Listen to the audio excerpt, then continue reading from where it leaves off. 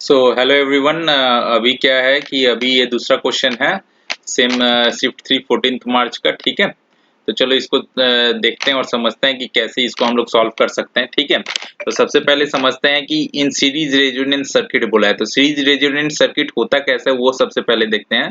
तो series resonance में क्या रहेगा, सीरीज रेजोनेंस सर्किट जो रहता है ना, उसमें एक कैपेसिटेंस रहेगा, एक इंडक्टर रहेगा और एक रेजिस्टर रहेगा। ठीक है, और रेजोनेंस सर्किट को रेजोनेंस सर्किट क्यों कहते हैं वो सबसे पहले समझना बहुत जरूरी है। ठीक है, तो चलो एक सर्किट ले लिया हमने, एक वोल्टेज सोर्स दे दिया यहाँ पे। ठीक है,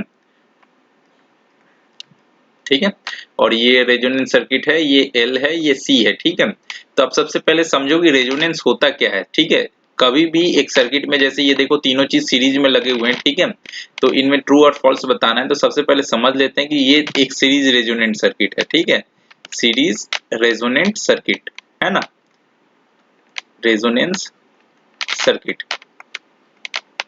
ठीक है, तो देखो यहाँ पे एल का वैल्यू, जो एल रेजिस्टेंस ऑफर करेगा उसको हम लोग एक्सएल से डिनोट करते हैं, और जो कैपेसिटेंस रेजिस्टेंस ऑफर करेगा उसको हम लोग एक्सी से रिप्रेजेंट करते हैं। तो ये होता है ओमेगा एल और ये होता है 1/ओमेगा सी।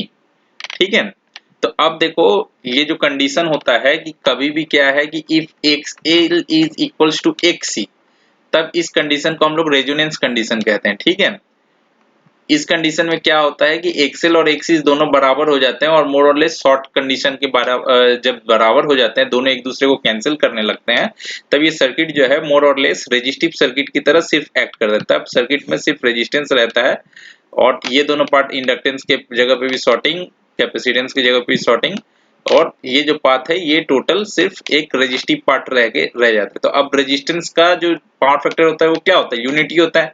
क्यों? क्योंकि जब इंडक्टिव होता है सर्किट, तब इंडक्टिव होता है जब सर्किट, तब हमारा क्या होता है, लैग करता है करंट।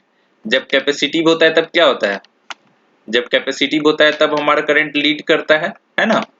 तो उसी तरीके से जब रेजिस्टिव होता है सर्किट तो हमारा यूनिटी पावर फैक्टर रहता है, क्योंकि इस समय कुछ नहीं होता है। तो पहला वाला जो स्टेटमेंट है इज यूनिटी पावर फैक्टर, तो ये ट्रू है। सेकेंड क्या है, impedance of the circuit will be zero. नहीं, क्यों? क्योंकि एक्सी और एक्सएल सिर्फ जीरो हो रहा है, आर तो है आपके सर्किट में। तो इम्पीडेंस क्या होता है, impedance equals to R plus J X, right ना। तो एक्स भले जीरो हो गया है बट आर तो है आपका, तो impedance of the circuit will not be zero. तो इस तरीके से ये जो स्टेटमेंट है, एक स्टेटमेंट ट्रू है, एक स्टेटमेंट फॉल्स है।